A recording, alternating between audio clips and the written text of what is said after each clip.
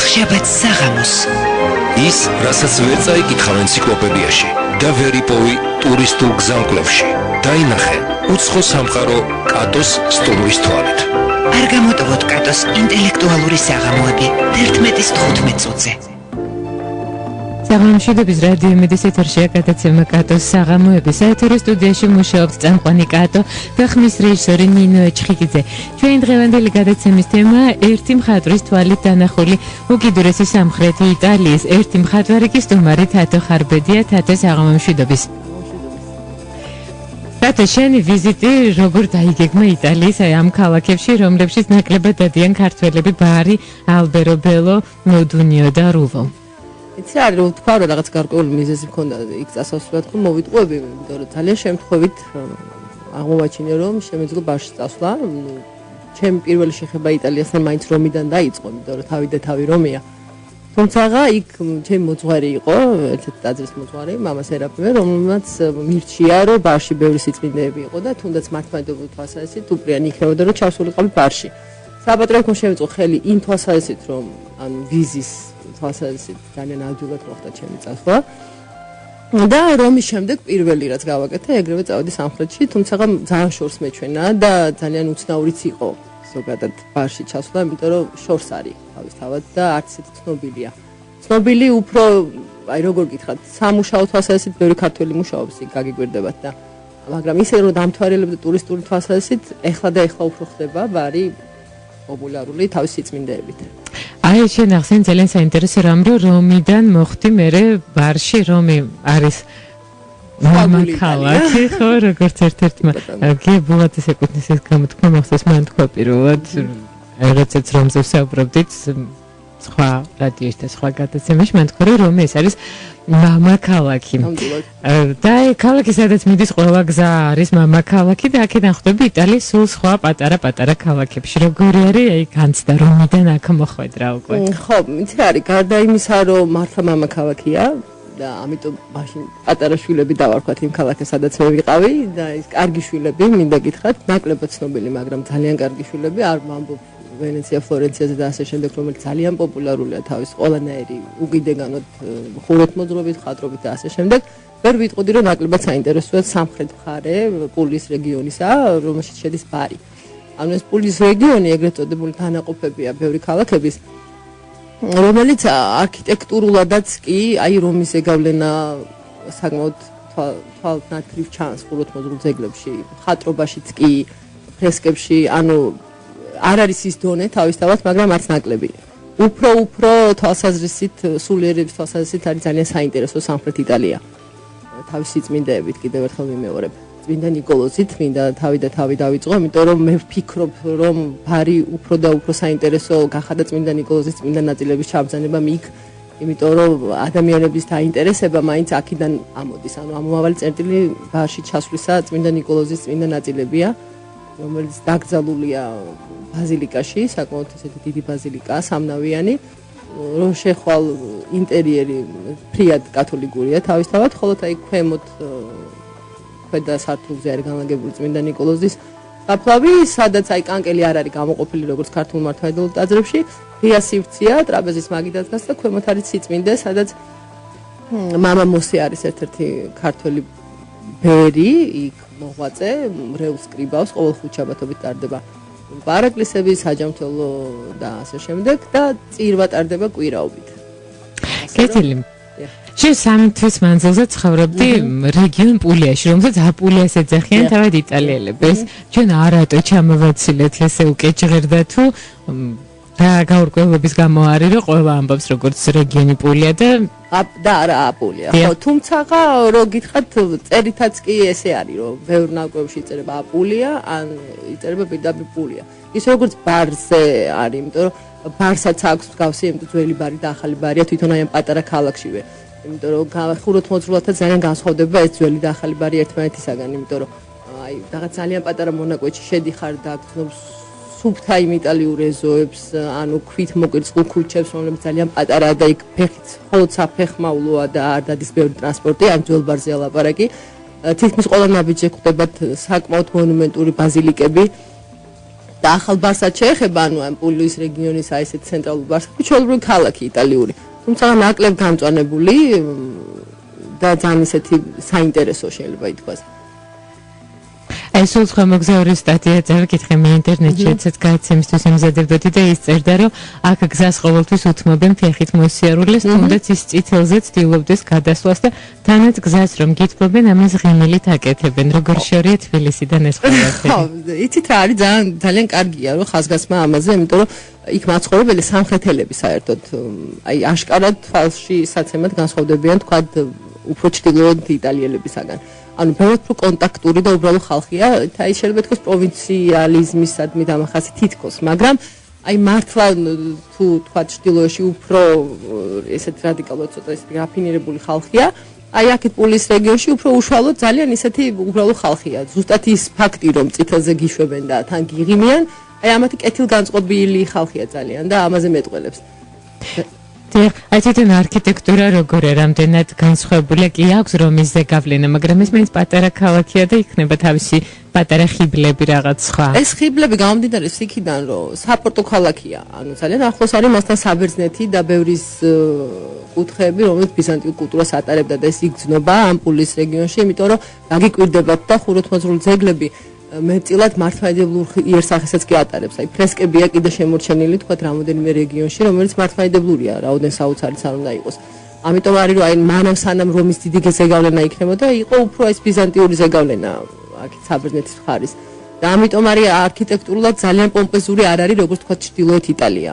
უფრო ბაზილიკებია, უფრო აი ესეთია წირია, თუმცა ქანდაკებებიც ნაკლებად კათოლიკურ ერასთან დაკავშირებული უკვე შემოდის ეს ბევრი ქანდაკებები და ასე შემდეგ. ძალიან საინტერესო ქალაქია ხუროთმოძღვრული, იმიტომ რომ ეკლექტურია, იცით, არის მაღალი კორპუსებიც, არის დაბალი სახლებიც, არის თეატრი, ძალიან საინტერესო საოპერო თეატრი. და ბევრი ისეთი შენობები, რომლებიც აი ამ პატარა ქალაქისთვის ისეთი ღირსშესანიშნავია, ასე ვთქვათ. თვითონ მოსახლეობაში ნახსენე რომ სამხრეთელებს მაინც მე ისიც ვიცი რომ ჩრდილოეთ და სამხრეთ იტალიელები მაინც ადამიანს ერთმანეთს არ წყალობენ სწორედ ამის გამო რომ სამხრეთელები მათ ზედმეტად თავდაჭერილება თვლიან და ჩრდილოელები კი თვლიან რომ სამხრეთელები ზედმეტად აქტიურები არიან და ენერგიულები და ზედმეტად ერევიან სხვათა ცხოვრებაში. შენთვის როგორი იყო ეს?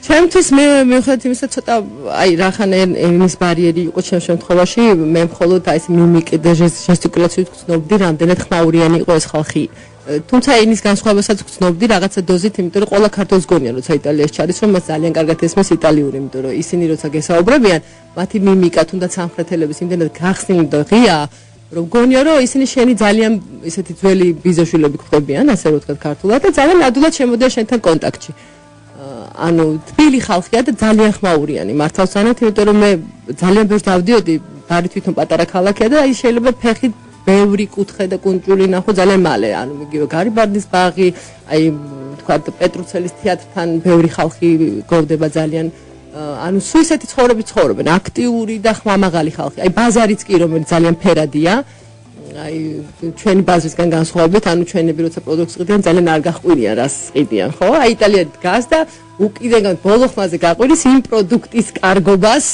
რომელსაც იგი ყიდის და ეს იწევს ძალიან ბევრ ხმაურს წარმოიდგინეთ ბევრი დაახლოებით ბევრი ადამიანი და ბევრი ყვირილი აი პეტრუცელის თეატრი ახსენე და ეს მთელს იტალიაში ერთ-ერთი ყველაზე გამორჩეული საოპერო თეატრი მილანის ლასკალასა და ნაპოლის სან-კარლოს თეატრების შემდეგ მოიხსენიება და ჩვენი სამწუხაროდ ჩვენი თეატრისა და ოპერისა არ იყოს რაღაც სადღაც 25 თუ 20 წლის წინ დაიწვა ეს თეატრი სამწუხაროდ და შემდეგ მოხდა მისი აღდგენა თუმცა მისი პირველ სახე როგორც იტალიელები ამბობენ ასე თუ ისე დაცული იქნა და ძალიან ბევრი კარგი სპექტაკლი იმართებოდა როგორც თქვეს ბარელებმა პეტრუცელის თეატრში და ძალიან ბევრი კარგი საოპერო დასები გამოდიოდნენ თუმცა ჩემს იქ ყოფნაში არ მომეცა მე შესაძლებლობა იმიტომ რომ არც ერთი სპექტაკლი სამწუხაროდ არ იმართებოდა თუმცა ვიზუალურად გარედან ძალიან სასიამოვნო სანახავია თან ძალიან ახლო მანძილზე უკვე ზღვა არის ადრიატიკის ზღვა რომელიც საშუალებას გარდა იმისა რომ ბევრი ხუროთმოძღვრული ძეგლები შეიძლება ნახო ბარში დასასვენებლად ძალიან უპრიანია ანუ ზღვა არის და ზაფხულში პლაჟები იძლევა იმის საშუალებას რომ შეიძლება გახვიდე, გაირუჭო და ასე შემდეგ. ამდენად ბარი უკიდეგანაც საინტერესო ამ ხრივათაც კი. და ეს პატარა ქალაქია, სადაც არც ისე დიდი მოსახლეობა 325,000-ია სულ. თუმცა ამ პატარა ქალაქს აქვს ძალიან არაერთი ხიბლი, როგორც მივხვდით უკვე, და აქ არის მისი მთავარი ხიბლი, მაინც ეს ძველი ნაწილი, ბარივეკია, რომელიც ახსენეთ, სადაც საფეხმავლო გზებია. და არის პატარა ქუჩები და იქნება კიდე რაღაცა ისეთი ხიბლები. ბარივეკიაში რომ დადიხარ, აი თვითონ გაქვს იმის შეგრძნება, რომ ძალიან ძველია ქალაქი ჯერ თავისთავად და ის ბაზილიკური ტაძრები, რომელიც იქ არის განფენილი, ძალიან ახლო მონაკვეთებში და მას უახლოვდება. ეგ ცნობ თქვათ ფეხქვეშაც კი, აი იმ გაცვეთილ ქვებს, რომელზეც დადიხარ, აი გაპრიალებული როგორც მარმარილო, ძალიან ვიზუალურად ფერში ძალიან სასიამოვნოა. სათითაოდ ყველა ქვა რაც იქ არის რელიეფები, ბარელიეფები, გორელიეფები ძალიან საინტერესოა. ანუ თითქოს თხრობითობა აქვს.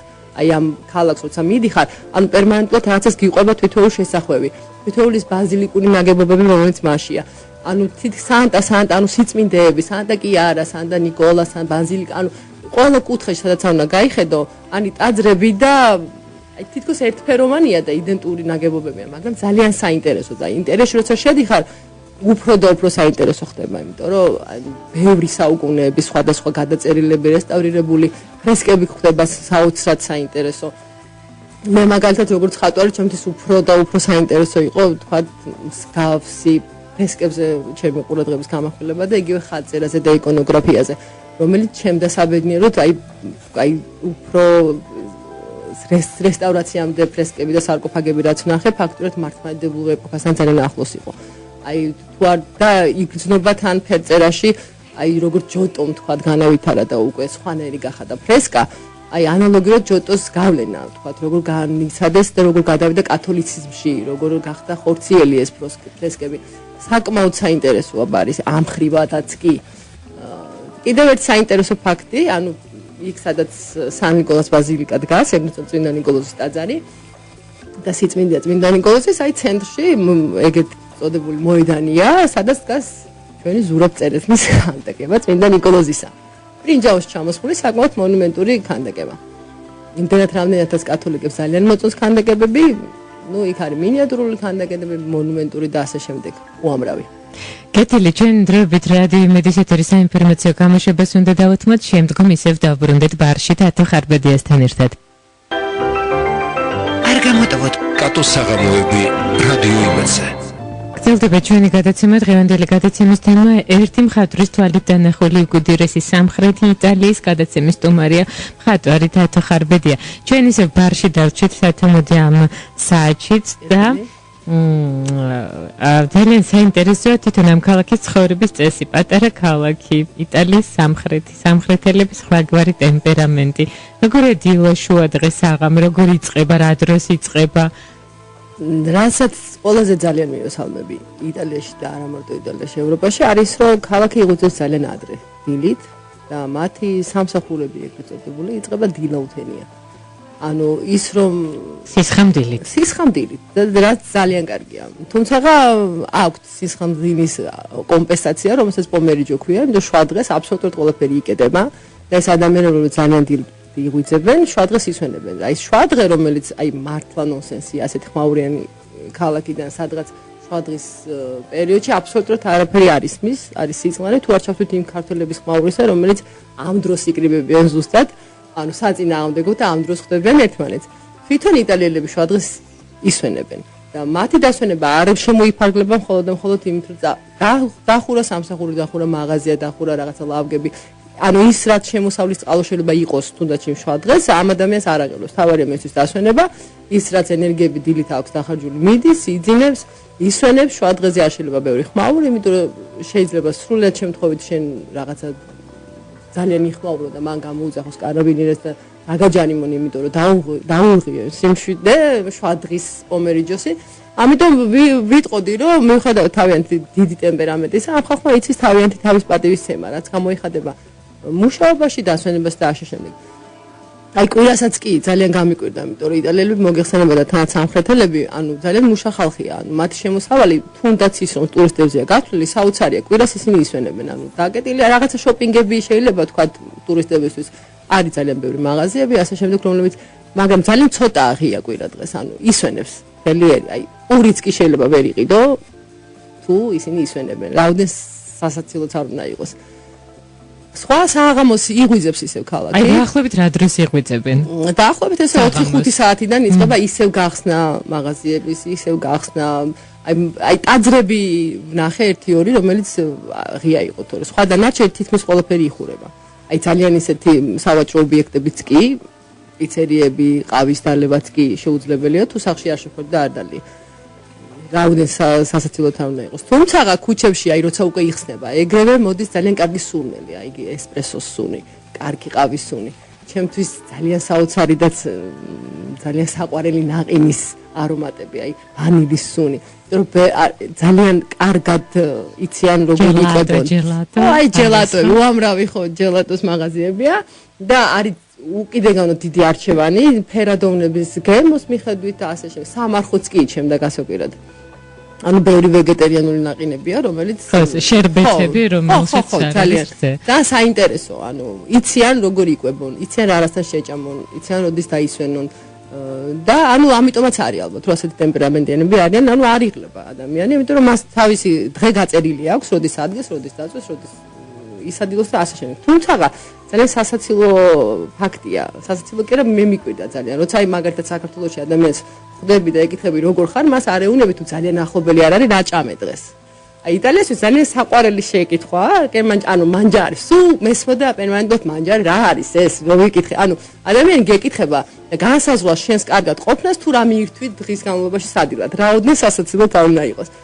ანუ ხვდები, გამარჯობათ, როგორ ხარ, ჩვეულებრივ მისამება და მომავალი კითხვა რაც აუცილებლად უნდა ელოდე, არის ის რა მიირთვით სადილად, ან ბახშმად ან არ აქვს მნიშვნელობა, იმიტომ ის განსაზღვრავს თუ შენ კარგად მიირთვი, ანუ ჭამე, რაღაცა დალიე, ესე იგი შენი დღე კარგად მიდის. ხო, ძალიან ინტიმურია ეს კითხვა თქვა ქართველისთვის, რომ რა ქონდა დღეს სადილად სახშიო, მაგრამ იტალიელებისთვის და მით უმეტეს სამხრეთში ეს კითხვა ძალიან მუსვირებს. ანუ რა ჭამე? სულ არის ლაპარაკი ჭამაც. კეთილი არგან გასტრონომიაზეც გადავინაცვლეთ, ეს რა ქალაქია, მაინც ჩაი ქალაქია თუ ყავა ქალაქია? იცი არა, თანაბრად. ვერ გამოყოფდი რომ მარტო ჩაი და მარტო ყავა. თანაბრად და პლუს ღვინოც. ნუ ისე არა როგორც ჩრდილოეთ ვერონაში ან კულტურულად ძალიან კულტურულ დონეზე როცა არის ღვინის დალევა. თუმცა აქაც არის, იმიტომ რომ პულის რეგიონში ბევრი ვენახებია, ძალიან დავარცხნილი ვენახები და ბევრი ღვინის სახეობები აქვს. ისე როგორც ზეთისხილზე, ანუ ამათი როგორც მე მივხვდი, კიდევ ერთი პლუს შემოსავალი არის ღვინო და ზეთისხილის ბაღები. ანუ ზეთსაც აწარმოებენ. ამდენად მარტო ჩაი და ყავა არ არის, არის ზეთისხილი, არის ღვინო, ანუ ამათი უტილიტარული საქმეებიც თითქმის ბევრ რაღაცებს მოიცავს სამხრეთელების. და შენ მოდი ჯერ რა ფერია მე გადავიდეთ ამაზე მაინც გასტრონომიაზე დავჩეთ რადგან ესეთი მნიშვნელოვანი ყოფილა გელმანჯარე ხო? ხო. და აი რას მანჯარობენ მაშინ უმეტესწილად? იცი არის აი როგორც ახლა საერთოდ არ ვიტყვი ალბათ პასტა ანუ ეგრეთ წოდებული მაკარონი და მაკარონის ენრაოდენობის სახეობები რომლებიც იტალიაში უხვად მოიპოვება ანალოგიურად ანუ დასაფასებელია ბარშიც, ანუ მათთვის ყველაზე მთავარი წამყვანი საჭმელი მაინც მაკარონია და პიცა. პიცის უამრავი სახეობები არსებობს, თუმცა აი სამხრეთში არის ბევრი თქვათ ესეთი პიცები, რომლებიც ჩრდილოეთში არის ალბათ, მაგრამ არა ისეთი პოპულარი ფოკაჩო, არის რაღაც ესეთი საჭმელები, რომლებიც ლაითად ისეთ პიცის ერთგვარი სახეობებია. და რაც შეეხება მაკარონს, მაკარონი არის უამრავი სახის, ხელით ნაკეთები, ისე ნაკეთები, ანუ პასტას მიიღებს თითქმის ასე თქვათ კულინარიაში დიდი ადგილი. აი თვითონ იტალიელებიც ამბობენ ხოლმე, ხა დიდად იტალიური ვიცი თქვა არა, მაგრამ ძალიან მომწონდა ეს ფრაზა, როცა თვითონ იტალიელებმა თქვა, რომ ogni giorno pasta, basta, ანუ ყოველ დღეს მაკარონი, უკვე საკმარისია, basta. აი ხა ქართულსაც ძალიან უყვარს ალბათ ხო, ხინკალი და მწვადი, მაგრამ ყოველ დღე მას არ მიირთმევს, მაგრამ იტალიელის სიყვარული მაკარონისადმი არის, რომ პერმანენტულად მიირთმევს. დილი, ჩვა დღე, საღამოს და ასე შემდეგ. თუმცა აღსანიშნავია რომ ძალიან სხვადასხვა გვარად აზავებენ მე იტალიურ ოჯახში და ამიგემოვნებია და ეს ის არ იყო რაც მე მეგონა საერთოდ გემოზეც რომ ძლივს იცნობ. თავისთავად.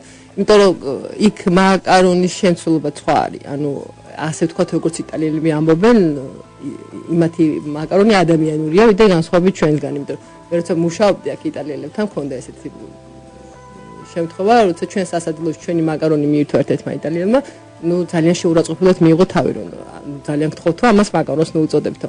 ეს ამას არ უნდა ვამბობდე ესე რაღაცა რეკლამის თავზაზით, მაგრამ ფაქტია რომ იტალიური მაკარონი მაინც სხვა გემოსია. და ეს არ არის მარტო ის რომ იქ რასაც მიირთმევ, იტალიური მაკარონი არის სხვა კონცენტრატის, როგორც ჩანს, მიუხედავად იმისა, სხვადასხვა სახის არის, სხვადასხვა შესაძლებლობით, სუნელებით, ხორცით, ყველით, ყველის ბევრი სახეობაა თან პლუს რაც აკეთილშობილებს მათ მაკარონს. და ასე შემდეგ რაღაც. ტკბილეული ამ ხრივ როგორ გვაქვს გარდანაყინი, ისე რაღაცა განსაკუთრებული ტკბილეული თუ კი აქვთ ბარში? აქვთ, იცით რა არის, ტკბილეული შოკოლადი. შოკოლადი, ძალიან ესე წამყვანი ტკბილეულია, რომელიც ძალიან უყვართ. აქვთ აი საშობაოდ, აი ალუბლის ნამცხრები, რაღაცა პატარები, რომლებიც ალუბალი და ბალი მინდა გითხრათ კიდევ ერთი რაღაც პატარა რაც იტალიელისგან გავიგე, პულის რეგიონში ძალიან კარგი ჯიშის ბალი მოდის, ეხლა ზუსტად ვერ ვიტყვი მას რა ქვია, მაგრამ ვიცი რა თქვა ინგლისში იგზავნება და დედოფალი მხოლოდ აი იმ ბალს ჭამს, რომელიც პულის რეგიონში იკრიფება. და ალუბლის ნაზავი, ხილის ნამცხრები აქვს ძალიან ბევრი. გარდა იმისა, ვიზუალურად ძალიან მომხიბვლელია ეს ნამცხრები და ძალიან ფერადია, გემრიელია პლუს ამას. და აქცევენ ყურადღებას და მნიშვნელობას, თუ რამდენად ცოცხალი საკვებისგან არის გაკეთებული, ჯამრთელი კვების მომხრეერია, ასე ვთქვათ, სამხრეთელები და ჯამრთელადაც იკვებებიან, მინდა გითხრათ, ბევრია, ძალიან ბევრია ტკბილეული. როგორც ოჯახში დამზადებული, ასევე ქარხნული შოკოლადები, ერაოდენობით. შოკოლადი გასაკვირი არ არის, 10 გამოკითხულიდან 9-ს უყვარს, მე-10 უბრალოდ მატყუარა. თვითონ ქალაქი, როგორი რა ფერთან ასოცირდება, რა ფერია თვითონ ქალაქი ბარი, შენთვის მithumetes ჩვენ საუბრობთ ერთი მხატვრის თვალით დანახული იტალიის შესახებ. მე ვიტყოდი რომ ძველ ბარს უფრო გამოვყოფთ, იმიტომ რომ ახალი ბარი იმდენად ძალიან მნიშვნელოვანი და საინტერესო იყო, ჩემთვის ვერ ვიტყვი, იმიტომ რომ გამწონებაც კი ძალიან მწირია. თუ არ ჩავთვლით იმ გამწონებულ, ხელოვნურად გამწონებულ ბაღებს და აიუნებს, რომლებიც იტალიელებს ახასიათებს. აი რაც შეეხება ძველ ბარს, რომელიც ჩემთვის მართლა კარგი იტალიაა და მართლა ძველი ბარია, ის არის დაახლოებით აი მარმარილოს ფერი, თეთრი კრემის ფერი, ჩემთვის ესეთი აღსაქმელია. საკმაოდ აი ესეთია. თავისი ბზინვარება აქვს. ბზინვარი პრიალა ქალაქია რაღაცა დოზით. აი ძველ ბარზე მაქვს ლაპარაკი და არა ახალ ბარზე. იმიტომ ახალი ბარი აბსოლუტურად ჩვეულებრივი ქალაქია, ძალიან ესეთი ჩვეულებრივი ხმაურიანი და ასე შემდეგ. ფერადი სახლებით. აი მათ შორის პეტრუცელის თეატრიც, რომელიც ძალიან საინტერესოა, ამოვარდნილია თითქოს კონცერტიდან, იმიტომ არის დაახლოებით ინგლისური წითელი რო იყვე, ანგლისკა კრასნა. აი ეგეთ ფერია მთლიანად შენობა.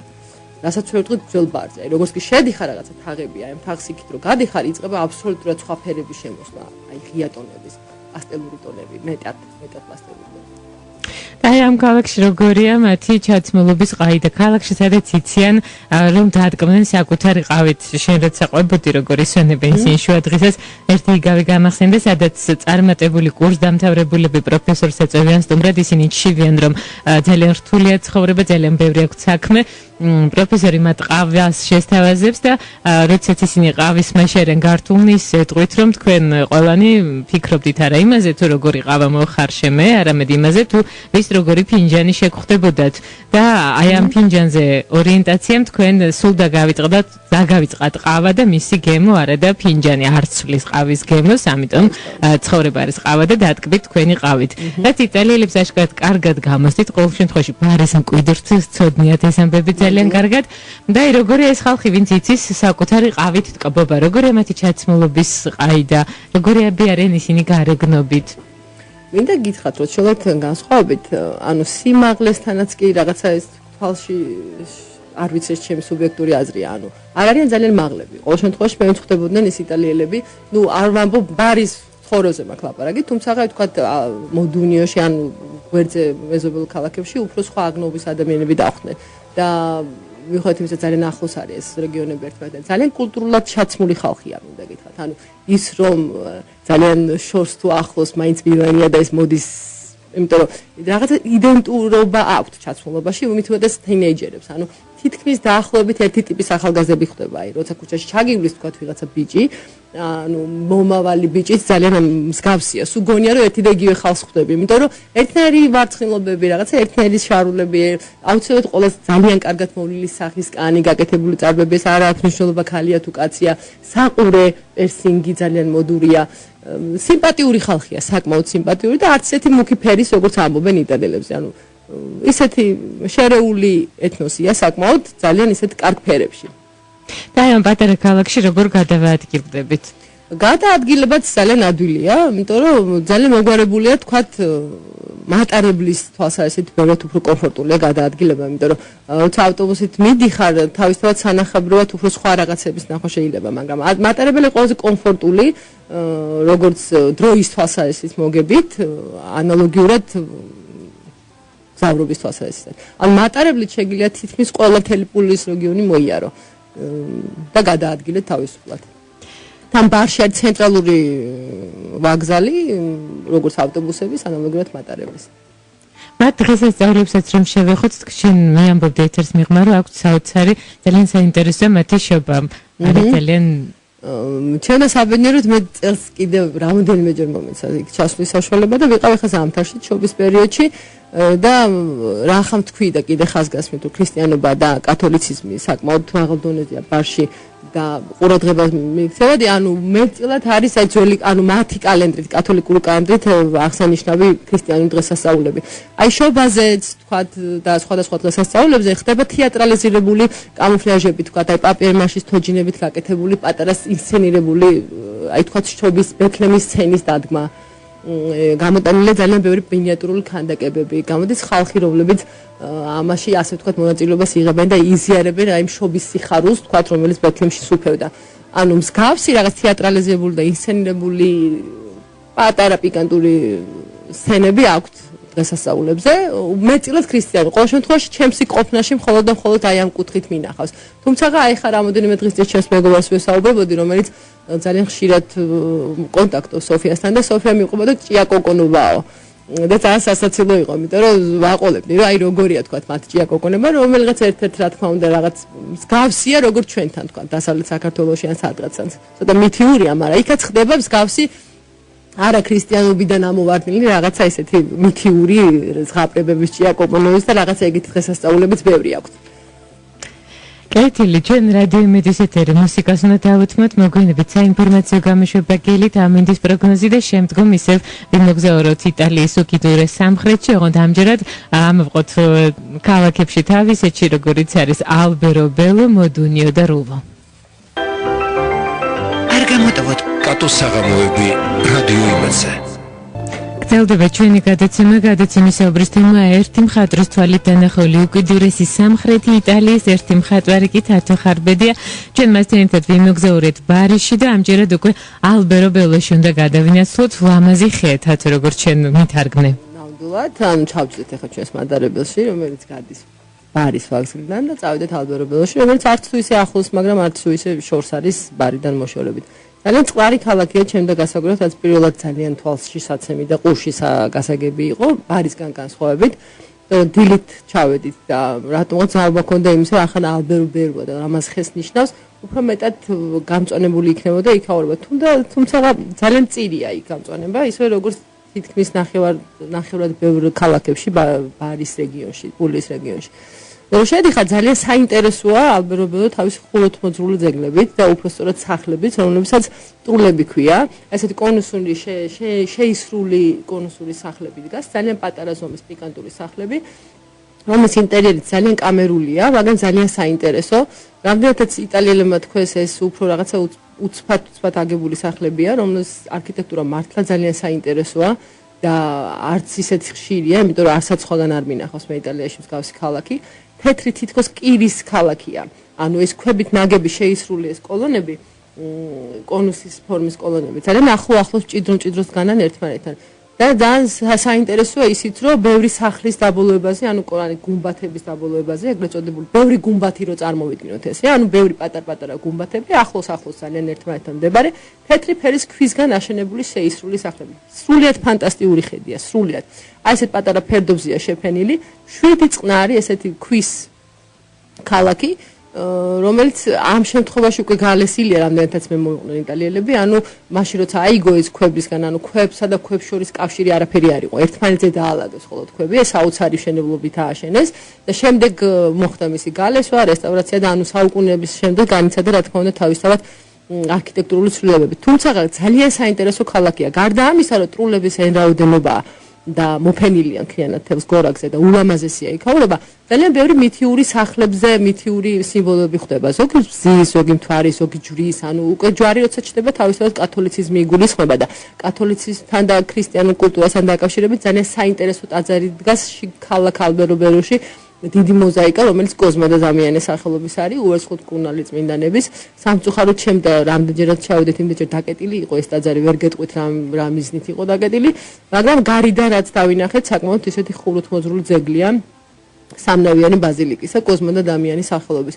და როგორც იტალიელებმა აღნიშნეს, უმეტესწილად ტურისტები მხოლოდ ამიტომ ჩამოდიან, რომ მოილოცონ კოზმა და დამიანეს ტაძარი და ამავდროულად ნახონ ის სრულიად ფანტასტიკური ხუროთმოძრული ძეგლები, რომელიც სრული სახით არის წარმოდგენილი. და ალბერო ბელო იუნესკოს მსოფლიო მემკვიდრეობის სიაშია შეტანილი ამ თავის უნიკალური არქიტექტურის გამო. ზუსტად ამის გამო. ძალიან საინტერესოა, აი ვერ აღწერ ესე ვიზუალურად თუ შენი თვალით არ ნახე. ძალიან მინიატურულია თან, აი პატარა ზღაპრული ქალაქივით არის. აი ბევრი სოკოებივით ამოსული გუმბათები, რომლებიც ძალიან ახლოს განან ერთმანეთს, შიგნით თეთრი ინტერიერი. თუმცა იტალიელებმა მიცეს მას დანიშნულება, ანუ შიგნით ინტერიერში რა თქმა უნდა უფრო კომფორტულად მოაწყვეს 21 საუკუნისადმი და იმიტომ რომ ტურისტს შეეძლოს თქვა შიგნით შესვლა და იგივე ქირაობა, მაგრამ ბევრი იტალიელი აი ამ ტრულებში აღარ ცხოვრობენ. ანუ ქალაქს მიღმა იქვე არის პატარა ქალაქები, სადაც ჩვეულებრივი დაბალი არა მაღალი კორპუსების მოსახლეობა ჩნდება. ანუ ეს ქალაქი უფრო მეტწილად ეს ალბერობეროს აი შეკიდული სახლები უფრო დანიშნულებას ატარებს იმისა, რომ ტურისტებმა მოინახულონ. ალბათ მე ასე ვფიქრობ, იმიტომ რომ კაფეები და რამოდენიმე ნომერი თუ ქირავდება, რამდენადაც მე ვიკითხე. და ხალხიც ალბათ ესეთი მშვიდი, ძალიან მშვიდი. ბართან შედარებით ისეთი სიმშვიდია და ისეთი მუსიკალურია, რაღაცა მშვიდი ქალაქია. ძალიან ლამაზად გაკრეჭილი ხეებია, ალბათ ხეებიც ისეც, ანუ ხელოვნურად ჩარგული ხეები თავისთავად, ანუ იმიტომ რომ ცოტა მწირია გამწვანება. ეცრა, აი ამ ქალაქის აღწერისას რაღაც ისეთი მუსიკა შემომესმა, ფლეიტაზე რო უკრავენ ძალიან შვიდად. კი, ძალიან ჰაეროვანი და ისეთი, არა ძაფრი მუსიკა, ძალიან ისეთი ჰაეროვანი. კეთილი, მოდი მაშინ მოდუნიოში გადავიდეთ, თვითონ სახელწოდება ეს მოდუნიოც რაღაც იმდენად ისეჟღერს. რაღაც არ ვიცი, იდუმალად. ისე სხვა შორის რაღაც აი ამ ზუსტად ამ რეგიონში, პულის რეგიონში ეს მოდუნიო. მე არ ვიცი ამდენად კავშირში ამ ქალაქის სახელწოდებას, აი მომღერალი რო იყო, რომელიც ძალიან ისე ცნობილი სანრემოში გამარჯვებული, აი ძალიან ისე ცნობილი სიმღერები აქვს მოდუნიოს, არ ვიცი ხა რამდენად კავშირში ამ ქალაქის სახელწოდებასთან. მაგრამ მოდუნიო ძალიან ლამაზი ქალაქია, ძალიან ლამაზი იმ ხრივ რომ არ არის ხმაურიანი ესეც. ასე ვთქვათ იტალიისადმი დამახასი. ახლოს არის ძალიან ბართან. ქვით ნაშენები ქალაქია. ძალიან აი მე-7 და მე-5 მე-8 საუკუნეების ხუროთმოძრული ძეგლები დგას ბაზილიკები. სანტა მარია, ანუ ღვთისმშობლის ტაძარი, მაცხოვრის ტაძარი. ახლოს ალბათ ბევრი ესეთი შეისრული უკვე გოთიკად შემოდის რაღაც ადგილებში, იმიტომ რომ როგორც კი გაუხვევ, ხდება ბევრი სამრეკლოები, ძალიან მოსასმენად სასიამოვნო, როცა დილით თენდება და ამ სამრეკლოებიდან ზარების ხმა ისმის. მუსიკალური ქალაქია ერთგვარად, აი ამ სამრეკლოებისა და ეკლესიის ტაძრის ზარების ხრივ. და ესეთი ქალაქის სოფელივით არის, თუმცა აი ხა მიენიჭა მას ქალაქის სტატუსი, იმიტომ რომ პროვინციად წოდებული იყო, თუმცა ვერ ვიტყვი პროვინცია, იმიტომ რომ უფრო სვეტური ქალაქია, ასე ვთქვათ, იმიტომ რომ ბევრი ძალიან კარგად მაცხოვრებელი ცხოვრობს, ასე ვთქვათ, იმიტომ რომ მათი ყველასი ეზოები და სახლებიც კი თვალში საცემია ძალიან კარგი თანამედროვე არქიტექტურებით და თანამედროვე სახლებით. რომ არ ვთქვათ, სინთეზში, ანუ ძალიან კარგად არის აგებული ქალაქი არქიტექტურულად. ლანდშაფტი არის ძალიან კარგად გათვლილი, ანუ ის სიძველეები და ახალი რაც არის, საკმაოდ თანწყობაშია ერთმანეთთან მოსული და ძალიან ლამაზი ქალაქია. მე ყოველ შემთხვევაში ძალიან მიხაროდა მოდუნიოში ყოველთვის ჩავსვლა, იმიტომ ჩემი ერთ-ერთი საუკეთესო მეგობარი ცხოვრობს იქ, რომელიც ჩემი მასპინძელია, რამდენი ჩავდივარ სოფია და რამდენად სულ როცა ვამბობ სოფიასთან, რომ ძალიან მომწონს ეს ისა, სულ ეღიმება, რომ აი მე მგონი პირველი თუ არა ძალიან იშვიათი ამბობს, ვინც არ იცნობს, იშვიათად ამბობენ, რომ მოდუნიო ძალიან შვიდი და კარგი ქალაქია. არის დიდი სავაჭრო ცენტრები, რისაც უფრო მეტად დადიან ბარელები და არა მარტო ბარელები. აუშენი ეგრეთ წოდებული უშველებელი სავაჭრო ცენტრი, რომელიც ნაკლებად საინტერესო იყო ჩემთვის, მაგრამ ცნობილია ამ ხრივადაც, ასე რომ ვთქვათ, მაგრამ არქიტექტურულად ძალიან ძველი ქალაქია. არ არის ხელწამოსაკრავი ქალაქი. ნამდვილად. და რუვოშიც გადავინათ. თუთის ყველა ქალაქი არის ბარის მიდამოში. ბარის მიდამოებია, ხო არის სამხრეთ მხარე, ნუ მეტწილად აი რაც ქალაქები ჩამოთვალეთ, სადაც მე ვიყავი, ელეჩე და აქეთ მხარეს უფრო აი თქვა აქ ადრიატიკის სხვა არის და იქეთ მხარეს თქვა ისიც ზღვისპირა ქალაქებია, მაგრამ აი ძალიან ახლო მდებარე ქალაქებია, რა თქმა უნდა, ზოგი მარჯვენა მხარეს, ზოგი მარცხენა მხარეს. აი რაც შეეხება რუოს ძალიან საინტერესოა. რუო უფრო ცნობილია იგივე ვენახებით, ზეთისხილის ბაღებით, ზეთისხილს აწარმოებენ და რო ჩავედი აი პირველ გზაში რაც ხდება, როცა იშლება პანორამა მატარებიდან როცა ხედავ, ძალიან დავარცხნილია ეს ყველაფერი. ემდენად საინტერესოა, როცა ვიკითხე რომ როგორი მოვლილია ეს თქვენი ვენახებით, ხო? აი გათვლილია ყველაფერი, აი ქაოსური ამიდიც რო იყოს და თქვა სიტყვა მოვიდეს, ისიც კი გათვლილი აქვს იტალიას, რომ რაღაცა სპეციალური საფარია, რომელიც მე სიტყვა არც უნახავთ, ხრობით იციან, მაგრამ აქვთ ის მოწყობილობაც კი, რომ არ დაისვეტყოს თქვა ვენახი, იმ წუთშივე გადააფარებენ რაღაცას. ზეთისხილების ბაღები ძალიან ესე წყლივში ჩალაგებული, დავარცხნილი და მოვლილი, ანუ იგრძნობა, რომ ფაქტიურად იქ გეოგრაფიულად აი ის მიწები, რაც კარგად აქვთ ათვისებული იქაურ მაცხოვრებლებს, ანუ ამაზე ამ შემოსავალიც კი ეს არის მათი.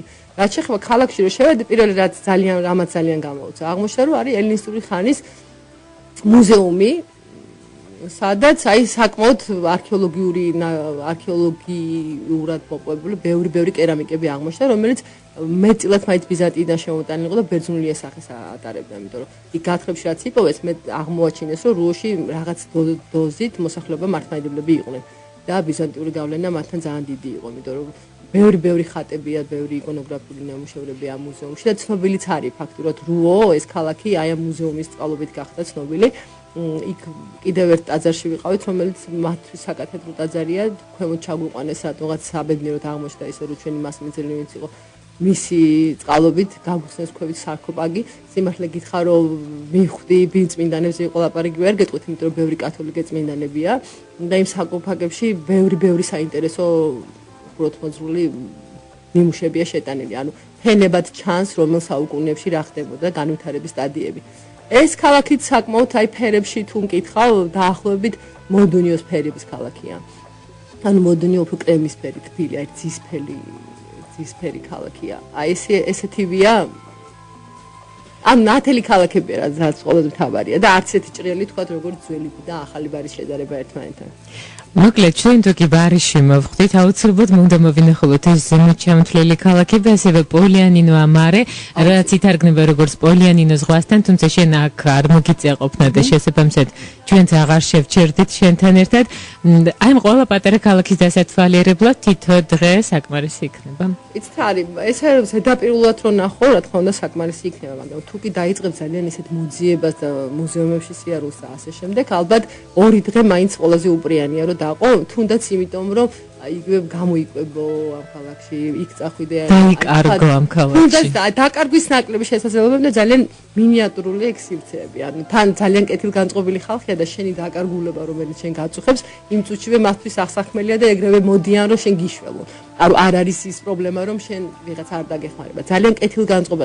მიგიყვანენ იმ ადგილზე, რომელიც უბრალოდ შეიძლება უკაზეც რომ მივთითო, მე ამის გაჭირება არ მქონდა იმდენად რამდენადაც იქ მეგობრები ხდებოდნენ, თუმცა აი რაღაც მონაკვეთებში როცა მარტო მომეწია სიარული, ანუ მქონდა აბსოლუტურად სიმშვიდე და კომფორტული შეგრძნება იმისა, რომ არასოდეს არ დავიკარგებოდი, იმიტომ რომ ვიღაც მეგობარი იტალიელი რომელიც შენ გერძოდ გას და ხედავს რომ შენ რაღაც გიჭირს, მოვა, მიგიყვას იმ ადგილზე, სადაც შენ გინდა რომ მიგიყვანოს პატვის ქცევს, ანუ ძალიან კეთილგანწყობილი ერია, ძალიან. უკიდეგან სტუმართ მოყარე. ესავით. კეთილი, ჩვენ რა სეზონი ჯობია, მაშინ სამოგზაურო დავირჩიოთ სამხრეთში. რამდენადაც კლიმატურად სხვა თუ ვინმე ძალიან ნაინტერესებს ცხელა. ბარში ძალიან ცხელოდა აგვისტოში, ივლისში, როცა მე ვიყავი, საკმაოდ ცხელი იყო. აი ზამთარი ფერც ასიამოვნებდა, რომ ძალიან იშვიათად მოდის თოვლი, თქვა ცდილოდისგან განსხვავებით იტალიისგან.